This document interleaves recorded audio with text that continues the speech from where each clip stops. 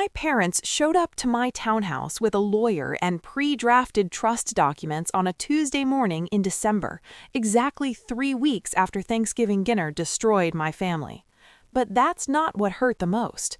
What hurt was realizing that the moment my sister Madison found those financial statements in my home office, the same office where she'd claimed she needed to borrow printer paper, the moment she carried them downstairs like a trophy and announced to everyone at the table that I had $5.8 million, my mother didn't look surprised. She looked vindicated. My name is Jessica Edwards. I'm 34 years old and I work as a senior software engineer at a mid-sized tech company in Seattle. I live in a modest townhouse in Redmond. I drive a 7-year-old Honda Civic. I buy my coffee at the same corner shop every morning, and the barista knows my order by heart. To anyone looking at my life from the outside, I am unremarkably comfortable, ordinary even. And that's exactly how I wanted it. Because 3 years ago, my grandmother, my father's mother, Eleanor Edwards, passed away and left me her entire estate. Not a portion of it, not half, all of it. $5.8 million, built slowly over decades through careful investments, a paid-off rental property portfolio, and the kind of Depression-era frugality that made compound interest look like magic. She left me everything, and she left my sister Madison nothing. I never told anyone about the inheritance except my financial advisor and my attorney. I continued living exactly as I had before. I kept working. I kept my same apartment until I quietly bought the townhouse 18 months later, modest, practical, nothing that would raise questions. I invested wisely. I donated to causes my grandmother cared about, and every single night I wrote in my gratitude journal, addressing my grandmother the way I had when she was alive, telling her about my day, thanking her for the gift she'd given me. The gift wasn't the money. It was the choice to live on my own terms without my family's expectations weighing on every decision. But that Tuesday morning, watching my father Robert stand in my entryway with his arms crossed, while my mother Diane set her purse carefully on my console table as though she owned the place, watching the lawyer, a man I'd never met, pull documents from his briefcase, I realized something that made my hands go cold. They'd never seen me as separate from them at all. I was just a resource they hadn't figured out how to access yet. Before we dive into how I set myself free, please take a moment to like and subscribe, but only if you truly enjoy this story. Where are you watching from? Drop your city below in the comments. Now let me take you back to where it all began. My grandmother Eleanor wasn't a warm woman by traditional standards.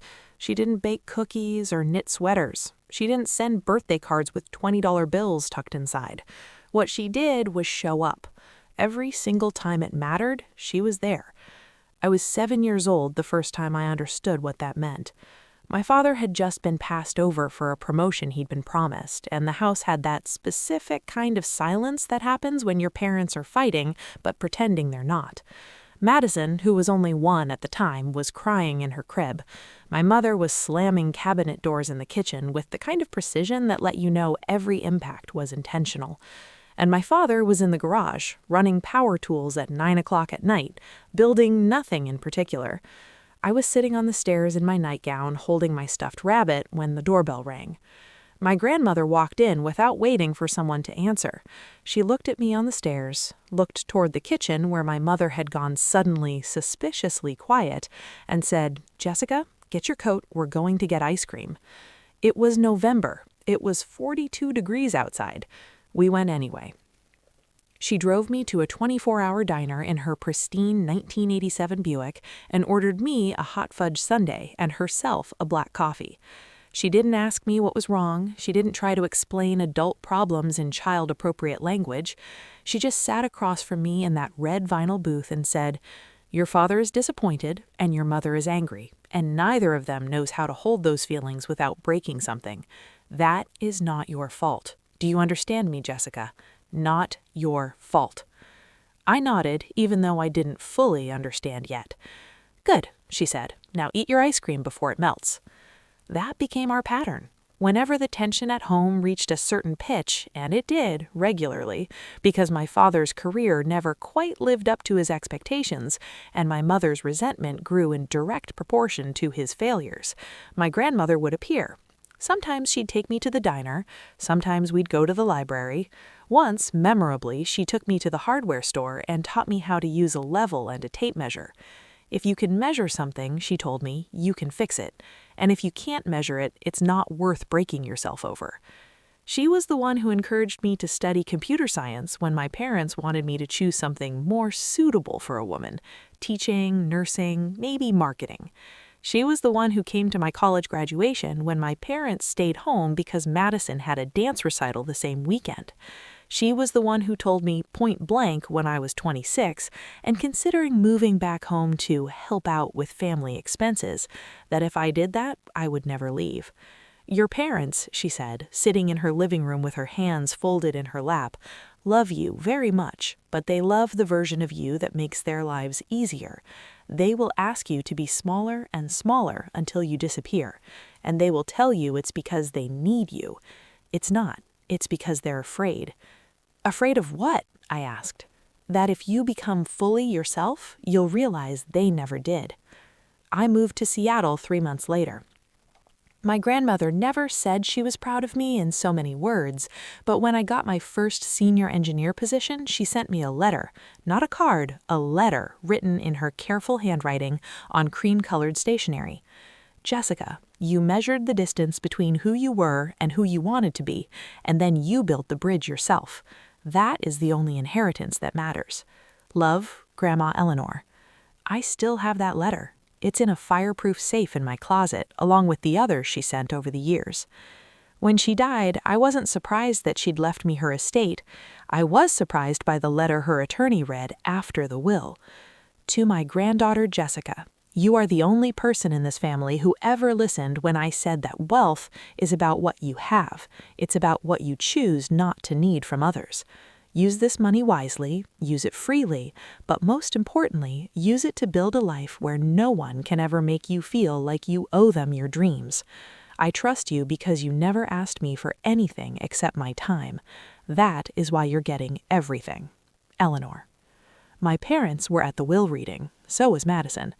The silence in that attorney's office could have stopped a heart. My father's jaw tightened. My mother's face went carefully blank. And Madison, sweet, artistic, perpetually broke Madison, looked at me like I'd stolen something that belonged to her. The attorney asked if there were any questions. My father said, "No, I think it's very clear what my mother thought of this family." We drove home in separate cars. We didn't talk about it again. For 3 years, we didn't talk about it at all. I thought that meant we'd moved on. I was so catastrophically wrong. The first sign came about 6 months after the will reading, though I didn't recognize it at the time. My mother called me on a random Tuesday evening.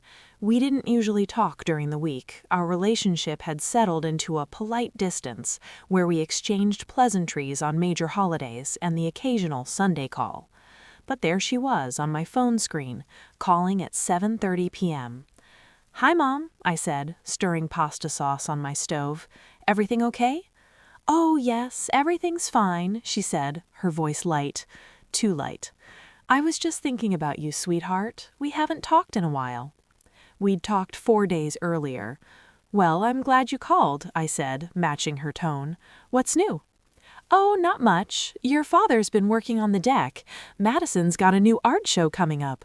Small gallery in Tacoma, but she's very excited." A pause. "You know, it's been hard for her, Jessica. The art world is so competitive." "I'm sure it is," I said neutrally. "She's so talented, though, just needs the right opportunity, the right support system." There it was, the slight emphasis on support, the pause before system. I kept stirring my sauce. "Anyway," my mother continued, "I was thinking maybe you could come to the opening, show some sisterly support. It would mean a lot to her." "When is it?" "Next Friday, 7 p.m. I checked my calendar. I'd been planning to deep clean my apartment that weekend, finally tackle the closet reorganization I'd been putting off. Hardly unmissable plans. "Sure, I can do that." "Wonderful." The brightness in her voice kicked up several notches. "And Jessica, maybe if you liked one of her pieces, you could, I don't know, it's just that sales really help her credibility as an artist." I bought a small watercolor for $300 at Madison's show. It was nice enough, abstract blues and greens that looked vaguely like a landscape. She hugged me when I purchased it, told me I was the best big sister ever, and introduced me to all her artist friends as the one who really believes in my work. My mother watched from across the gallery, with a smile that didn't reach her eyes. The requests started coming more frequently after that. Could I help Madison with her student loan payment this month? Just this once, she'd had unexpected car repairs. Could I contribute to Mom and Dad's new roof fund? They were on a fixed income since Dad's retirement, after all. Would you consider investing in Madison's friend's startup? It was a great opportunity, very promising. Each request came wrapped in careful language, never demanding, always framed as an opportunity for me to help out, or be there for family, or show that you care. And I did help. I sent Madison $500 for her loan. I contributed $2,000 to the roof fund. I politely declined the startup investment, but listened patiently while my father explained why it was exactly the kind of thing Grandma Eleanor would have wanted me to do with her money. That phrase, Grandma Eleanor's money, started appearing more often. Not your inheritance, not your money. Grandma Eleanor's money, as though it were a shared family resource that I just happened to be holding temporarily. My father started calling more often too, always with that same hearty, artificially casual tone. "Hey kiddo, just calling to check in. How's the tech world treating you?"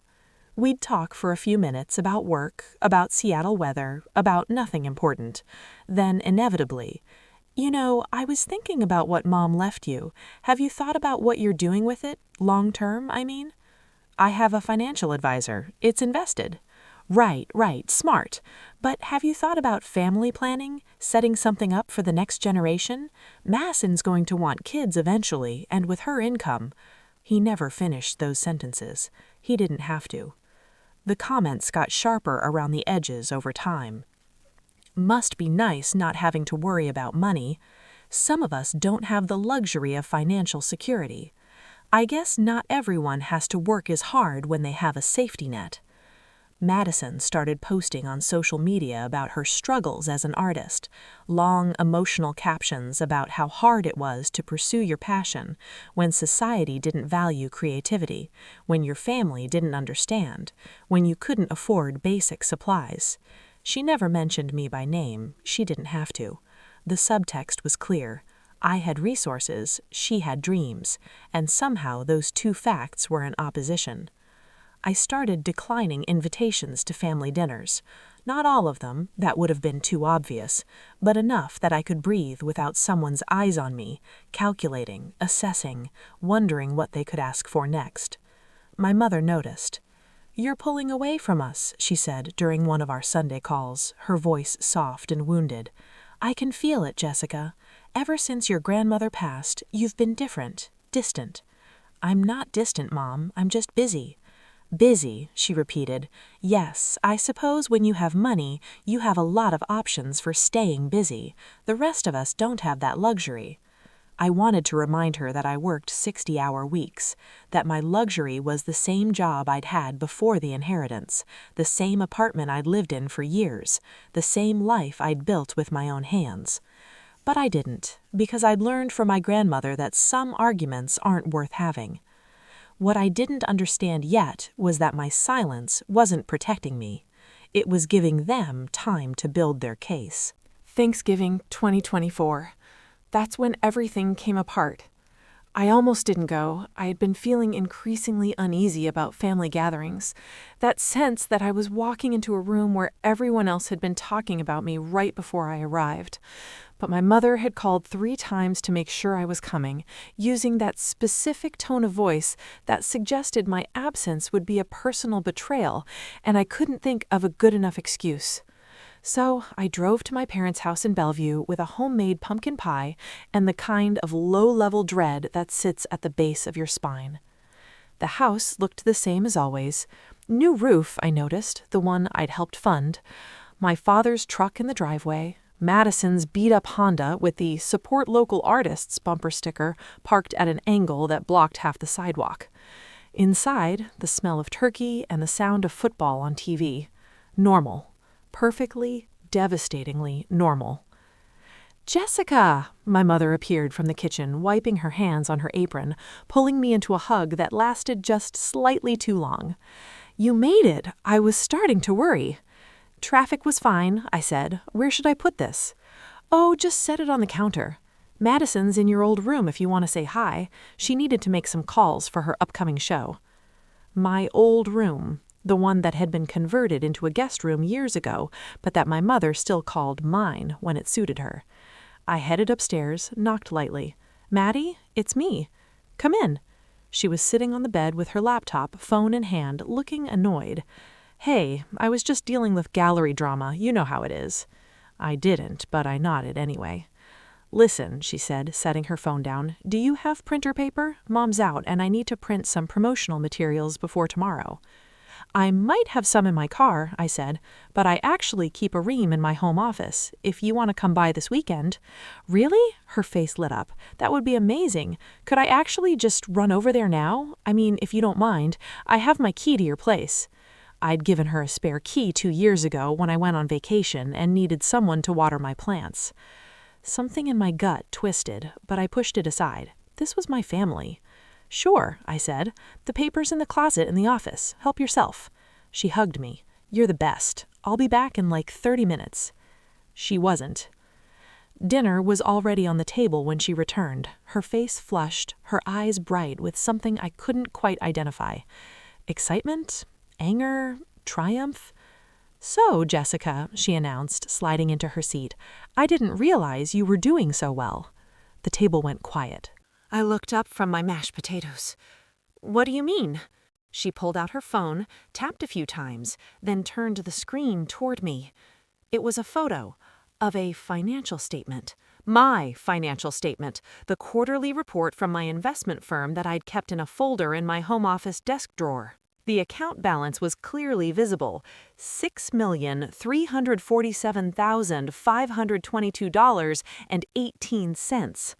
"I was looking for printer paper," Madison said, her voice too loud, too bright, "and I found this in your desk. I mean, I wasn't snooping or anything, it was just right there." My mother's fork clattered against her plate. My father's jaw tightened, and I felt the world tilt sideways. "Madison," I said quietly, "that's private." "Private?" Her voice pitched higher. "You have $6 million and you call it private? While I'm struggling to make rent? While Mom and Dad are eating at Denny's on their anniversary because they can't afford anything nicer? While I'm drowning in student loans from an art degree that you told me to pursue?" I never told her to pursue art. If anything, I gently suggested she might want a backup plan. But facts didn't matter anymore. "You've been sitting on Grandma's money for 3 years," Madison continued, and tears were streaming down her face now, "and you've been watching me struggle, watching all of us struggle. Do you know how that feels? To find out your own sister could have helped you this whole time and just chose not to?" "Madison," I started. "No!" My father's voice cut across the table like a blade. I looked at him, really looked at him, and I saw it. He already knew. They all already knew. This wasn't spontaneous. This was orchestrated. "I think," my father said, setting down his napkin with deliberate care, "that we need to have a family conversation about responsibility, about what it means to be part of this family, about what your grandmother would have wanted." "Robert," I began. $6 million, my mother said softly, and her eyes were wet too, though I couldn't tell if the tears were real. "Jessica, sweetheart, that's more money than your father and I will see in our entire lifetimes combined. And you've been living like you're barely scraping by, while your sister can barely eat, while we're trying to make our retirement savings last?" "You contributed $2,000 to our roof," my father interrupted, "when you could have paid for the whole thing without blinking. Do you understand how that feels? To accept what felt like a generous gift from our daughter, only to find out it was pocket change to you?"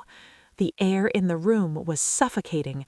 "I think," my mother said, and her voice had that dangerous, quivering quality that I remembered from childhood arguments, that you need to set up a trust fund for your sister, something that ensures she's taken care of. That's what family does, Jessica. That's what your grandmother would have wanted. She would have wanted you to take care of Madison. Grandma left her money to me, I said. My voice sounded distant to my own ears. Just me. That was her choice. Because she was a bitter old woman who played favorites, because she never forgave me for not living up to her impossible standards, and now you're doing the same thing, punishing your sister for having dreams instead of selling out to corporate America. I stood up. The chair scraped against the floor. Everyone stared at me. I need some air, I said. I walked out of that dining room, out of that house, and I sat in my car in the driveway while my hands shook and my vision blurred and my chest felt like it was caving in. Through the window, I could see them still sitting at the table, still talking, still deciding what I owed them. I drove home and I didn't go back. I'm going to stop here for a second. If this story is resonating with you at all, or if you've ever felt the pain of being misunderstood by the people who are supposed to love you most, please take a moment to like this video and subscribe. It really lets me know that sharing these hard stories is worth it. The calls started the next morning. My mother at 7 a.m., "Jessica, we need to talk about last night.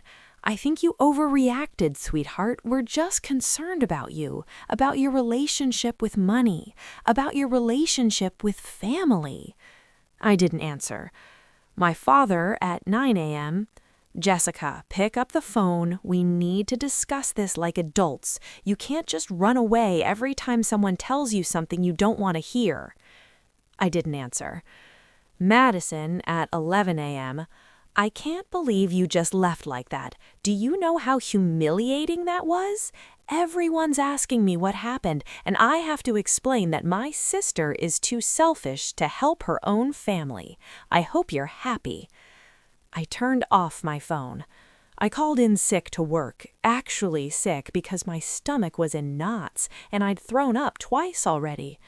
I sat on my couch with my laptop and I pulled up my grandmother's letters.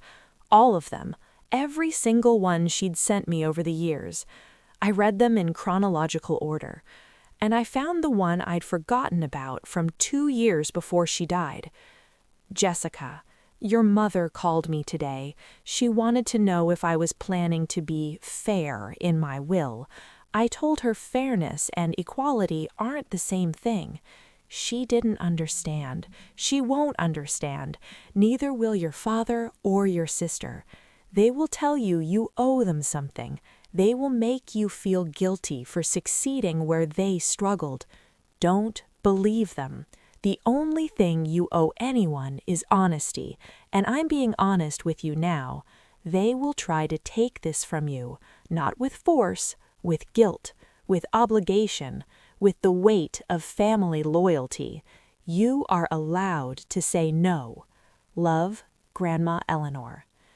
I read that letter 17 times. Then I turned my phone back on.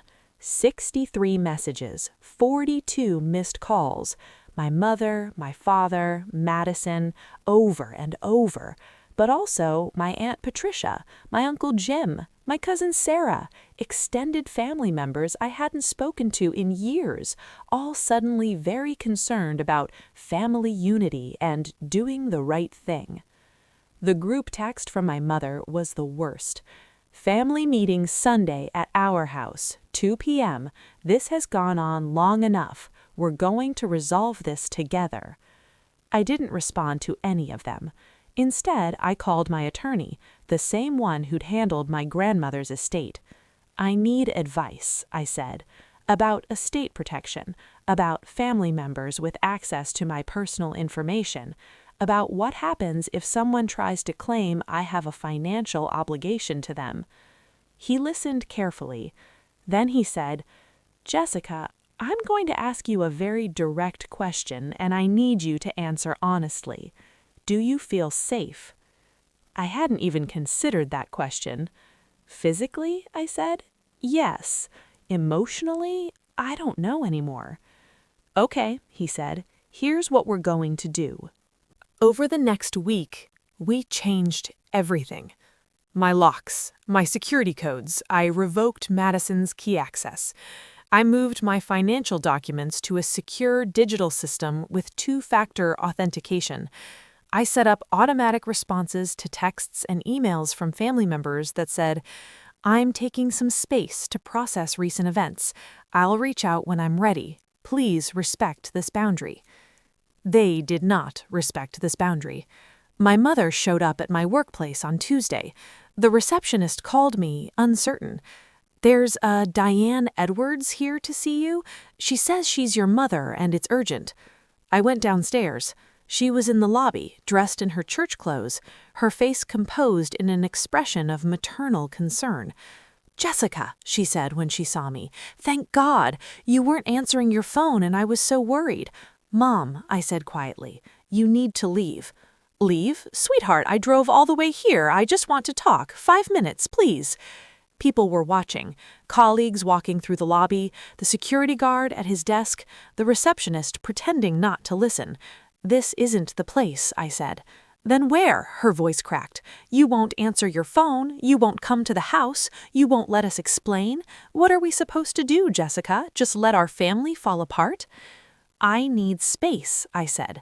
"Space," she repeated. "You've had space. You've had 3 years of space and $6 million of space. What you need is to remember where you came from, to remember who was there for you before you had all that money." "You mean Grandma?" I said. Her face flushed. "You need to leave," I said again. "If you don't, I'll have to call security." She left, but not before saying, loud enough for everyone in the lobby to hear, "I don't know what happened to you, Jessica. I don't know when you became this person, but your grandmother would be ashamed." I went back to my desk and locked myself in a conference room and called my attorney again. "I'm scared for my safety." "Yes," he agreed, "they are. How do you want to handle this?" "I don't know," I said. "What are my options?" "Legally, you have no obligation to them. The inheritance is yours. Your grandmother's will was crystal clear, but family dynamics are complicated. You could try mediation. You could send a cease and desist. You could—" "What would you do," I interrupted, "if this was your family?" He was quiet for a moment. "I'd protect myself," he said, "however that looks for you." That Sunday, the Sunday of the family meeting I hadn't agreed to attend, they showed up at my house. All of them. My parents, Madison, my Aunt Patricia and Uncle Jim, even my cousin Sarah, who I'd always liked, who looked uncomfortable but was there anyway. I watched them through my Ring camera, standing on my porch, ringing my doorbell. My father knocked. "Jessica, we know you're in there. We can see your car. Open the door. We're not leaving until you talk to us." I stood in my living room with my phone in my hand, watching them on the screen. Madison was crying. My mother had her arm around her. My father looked directly at the camera. "This is ridiculous. You're acting like a child. We're your family. We deserve a conversation." I opened my gratitude journal. I wrote, "Grandma, they're here. All of them. They think I owe them an explanation, a conversation, a piece of what you left me. But you already explained everything. You told me they would do this. You told me to protect myself. I'm trying. I promise I'm trying. But it's so hard to watch them and not feel guilty, to not wonder if I really am being selfish, to not think that maybe if I just gave them what they wanted, everything could go back to normal. But normal was me being small. Normal was me apologizing for taking up space. Normal was never mine to begin with. I miss you. I wish you were here. Love, Jessica." They stayed on my porch for 43 minutes. Then they left. But 3 days later, my father and mother showed up again. This time, they brought a lawyer. The Tuesday morning they appeared with the attorney, I'd been awake since 4 a.m. I'd started keeping different hours, waking early, writing in my journal, watching the sunrise from my living room window, processing, trying to understand how I'd gone from being a daughter and sister to being a target. I saw them pull up through my window. my father's truck, a sedan I didn't recognize. 3 people got out. My mother in her wool coat, my father carrying a briefcase, and a man in a suit, mid-50s, with the kind of face that probably smiled in court while dismantling someone's testimony. I watched them walk to my door. I didn't move. The doorbell rang once, twice, 3 times. Then my father's voice through the door. "Jessica, we brought our attorney. We have documents we need you to review. Please open the door. This doesn't have to be difficult." I picked up my phone, called my attorney. "They're here," I said, "with a lawyer, saying they have documents for me to review." "Do not open that door," he said immediately. "Do not engage. I'm calling them right now." "How do you have their number?" "Because your father called my office yesterday trying to set up a meeting. He claimed you'd agreed to discuss family financial arrangements. I told him that was news to me." My hands went cold. "Jessica," my attorney said, and his voice was gentle but firm, "this is harassment. I'm going to handle this. But I need you to know, this is going to get worse before it gets better. They're not going to stop because you ask nicely. They're going to stop when they realize there's no other option." What does that mean? It means you're going to have to be very clear, very direct, and very final. Through the door, I heard my mother's voice. "Jessica, please, this is so silly. We're not here to fight. We just want what's fair for everyone." I sat down on my floor, back against the wall, phone pressed to my ear. "I don't know if I can do this," I whispered. "Yes, you can," my attorney said. "You've been doing it. You've been protecting yourself, setting boundaries, refusing to engage with their manipulation. That's exactly what you need to keep doing." "It doesn't feel like enough." "Because they're escalating, because they thought you'd break by now. Jessica, listen to me. People who genuinely care about you respect your boundaries even when they don't understand them. People who are trying to control you violate your boundaries and tell you it's for your own good. Which one is happening here?" I closed my eyes. "The second one," I said. "Right. So what do you want to do?" "I want them to leave." "Then that's what we'll make happen. Stay inside, don't answer the door. I'm making calls right now." He hung up. I sat on my floor for another 20 minutes, listening to them argue on my porch about what to do next, listening to my mother's voice get increasingly shrill, listening to the lawyer suggest they'd try a different approach. Eventually, they left. But I knew they'd be back. That night, I did something I'd been avoiding. I pulled out all of my grandmother's letters, not just the ones I'd reread before, all of them. Every piece of correspondence, every birthday card, every note she'd ever sent me. And I organized them chronologically. What I found was a pattern. Starting when I was in college, almost every letter contained some reference to my parents, small things at first. Your mother called again asking about my investment properties. I told her they're not for sale. Your father seems to think he owes me something for being my son. I've tried to explain that parenthood isn't transactional, but you doesn't hear me. Madison wants to study art. Your mother thinks I should pay for it. I told her I paid for your father's education once. That's the extent of my obligation. Later, more direct. Your mother asked me if I'd be fair in my will. I didn't answer. There's nothing fair about giving money to people who see it as owed rather than gifted. I'm revising my estate plan. My attorney thinks I should split things evenly. I told him even splits only make sense when both parties have equal integrity. I'm leaving everything to you, Jessica. I wanted you to know now while I'm alive, so you understand why. You're the only one who never asked me for anything. That's how I know you're the only one who can be trusted with everything. My grandmother had seen this coming. She'd known exactly what would happen when she died. She'd known my parents would feel entitled to her money. She'd known Madison would play victim. She'd known they would turn on me. And she'd given me the inheritance anyway. not in spite of the conflict it would cause, because of it. She was giving me permission to choose myself. I started therapy the next week. My therapist's name was Dr. Reina Martinez. She specialized in family trauma and financial abuse. Financial abuse, I said during our first session. I don't think that's what this is. Walk me through what's been happening, she said. I did, all of it. The slow requests that became demands, the guilt-tripping, the showing up at my workplace, at my home, the lawyer. When I finished, she was quiet for a moment.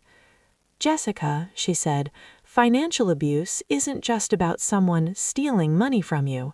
It's about using money, or the lack of it, to control your behavior, your choices, your autonomy.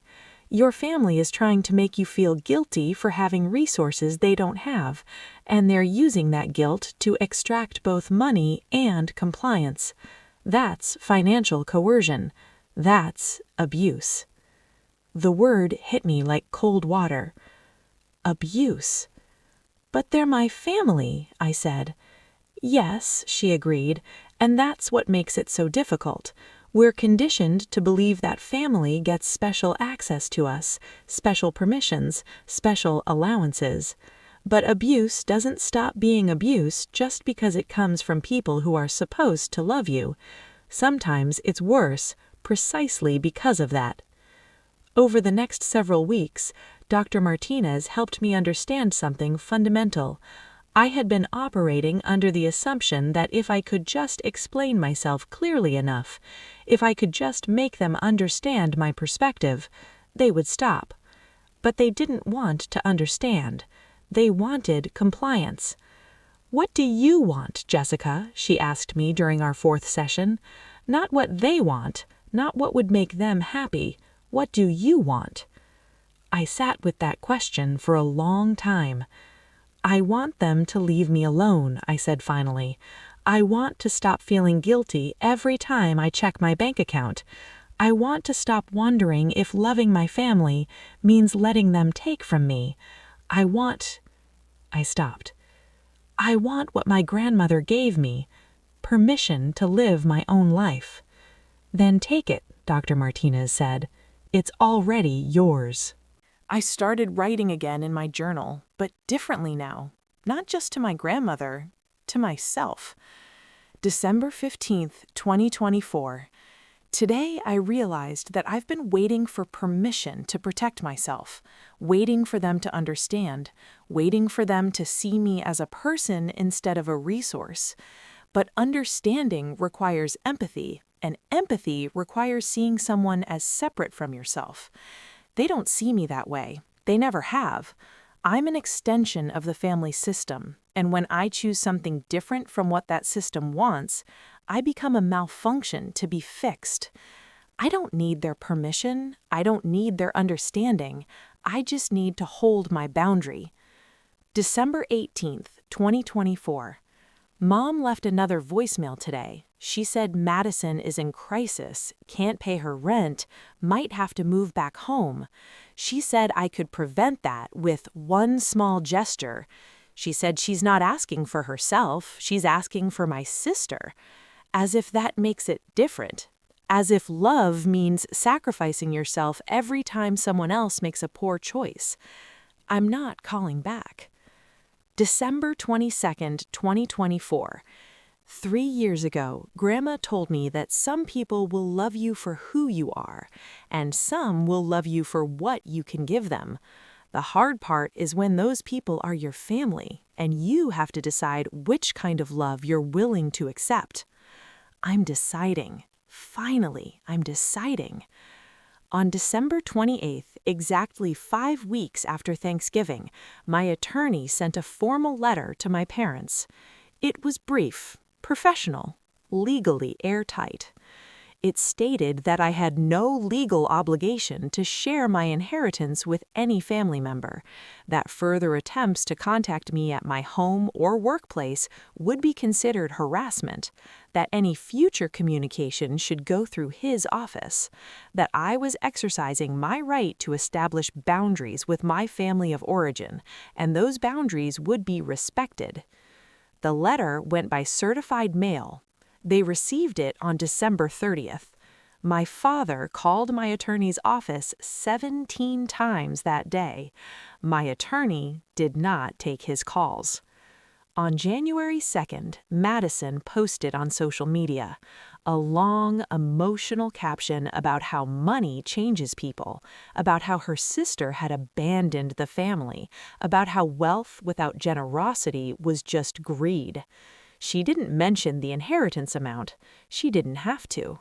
Her friends responded with outrage on her behalf. Strangers sent supportive messages. Several people even sent her money through Venmo. Small amounts, $20 here, $50 there.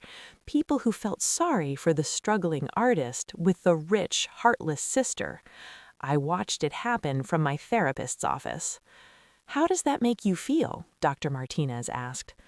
"Like I should defend myself," I said. "Like I should tell everyone the truth, that she snooped through my private documents, that my family has been harassing me for weeks, that I've helped them financially dozens of times over the years. But engaging with it just gives it power, doesn't it?" She smiled. "You're learning." I blocked Madison on social media that day, then my parents, then every extended family member who'd sent me messages about doing the right thing. I wasn't hiding, I was choosing what I allowed into my space. There's a difference. By mid-January, the calls and messages had slowed. Not stopped, my mother still tried once a week, my father slightly less, but the frenzy had died down. They'd learned I wasn't going to engage. What they didn't know was that I was building something. I'd started meeting with a financial planner who specialized in legacy giving. Together, we created a foundation in my grandmother's name. It would fund scholarships for first-generation college students studying STEM fields, women specifically. Women who, like me, needed someone to believe in them when their families couldn't see past their own limitations. The foundation would be funded by a portion of my inheritance, enough to make a real difference, enough to honor my grandmother's values, enough to prove to myself that having money didn't make me selfish, but it would be on my terms, not theirs. I also started saying yes to things I'd been putting off. I took a solo trip to Japan, something I'd wanted to do for years. I hired an interior designer to finally make my townhouse feel like home instead of a temporary landing spot. I joined a book club. I started rock climbing on weekends. I built a life that didn't revolve around managing other people's expectations. And slowly, so slowly I almost didn't notice at first, the guilt started to loosen its grip. There were still hard days. Days when I missed the idea of family, even if the reality had been toxic. Days when I wondered if I was wrong, if I was overreacting, if I should just give them what they wanted to make the conflict stop. But then I would read my grandmother's letters again, and I would remember. Peace that comes from betraying yourself isn't peace. It's just a quieter kind of suffering. On February 14th, Valentine's Day ironically, I received a final letter from my parents. Not through my attorney this time, a handwritten note left on my doorstep. I almost didn't open it, but curiosity won. My father's handwriting, careful, controlled. "Jessica, your mother and I have decided to respect your wishes for space. We don't understand your choices and we don't agree with them, but we've been advised that pushing further will only damage our relationship beyond repair. We want you to know that we love you. We always have. We're disappointed that you've chosen money over family, but we hope someday you'll realize what you've lost. The door is always open if you change your mind. Dad." I read it 3 times. Then I put it in a folder labeled Family Correspondence and filed it away. I didn't respond. There was nothing to say that would restart the cycle. What they called choosing money over family, I called choosing myself, and I was finally okay with that. It's been over a year now since that Thanksgiving dinner. I still live in my townhouse in Redmond. I still drive the same Honda Civic. I still get coffee from the same corner shop, and the barista still knows my order. From the outside, my life looks exactly the same. But everything has changed. I learned that the people who truly love you don't make you prove it by sacrificing yourself. I learned that boundaries aren't walls. They're bridges that only let through people who know how to respect the structure. I learned that inheritance isn't just about money. It's about values, about choices, about the courage to become the person you're meant to be, even when everyone around you wants you to stay small. My grandmother knew that when she left me everything. She wasn't just giving me financial security. She was giving me a test. Would I have the strength to honor myself when everyone else wanted me to honor their needs instead? Would I choose guilt or growth? Would I stay small to keep the peace, or would I finally take up the space I deserved? I passed that test. Not perfectly, not easily, but I passed it. My foundation awarded its first 3 scholarships last month, 3 young women studying computer science, engineering, and mathematics, all first-generation college students, all carrying the weight of family expectations while trying to build their own dreams. I met them at a small ceremony. I shook their hands. I told them what my grandmother once told me. You can measure something, you can fix it. And if you can't measure it, it's not worth breaking yourself over. They didn't understand yet, but they would. Sometimes late at night, I still pull out my gratitude journal. I still write to my grandmother, even though she's been gone for 4 years now. Last night I wrote, "Grandma, I finally understand what you meant when you said the only inheritance that matters is knowing how to build your own bridge. Money can disappear, relationships can break, but knowing who you are and what you deserve, that's permanent. Thank you for trusting me with your wealth. But more than that, thank you for trusting me with the truth that some families will love you and some will only love what they think you owe them. And it's okay to walk away from the second kind. I'm not small anymore. I'm not apologizing anymore. I'm not breaking myself to fix people who never wanted to be whole in the first place. I hope you're proud of me. I'm finally proud of myself. Love always, Jessica." I don't talk to my parents anymore. I don't talk to Madison. I don't know if that will change someday, if they'll ever understand, if they'll ever apologize, if there's a version of our relationship that to be rebuilt on healthier ground. Maybe, maybe not. But I'm not waiting to find out. I'm not putting my life on hold hoping they'll become people they've never shown any interest in becoming. I'm living instead, fully, freely, on my own terms. And that is the real inheritance my grandmother left me. Not the money, the permission to choose myself even when it costs me everything else, especially when it costs me everything else. Because in the end, what I lost wasn't family, it was the illusion that I'd ever had one. And what I gained was something far more valuable, myself. Before you go, I want to ask you something. Have you ever been betrayed by someone who was supposed to protect you? How did you rebuild trust, with others or with yourself? What's one thing you learned about yourself after a betrayal that changed how you see relationships? Share one moment in your healing journey that changed everything.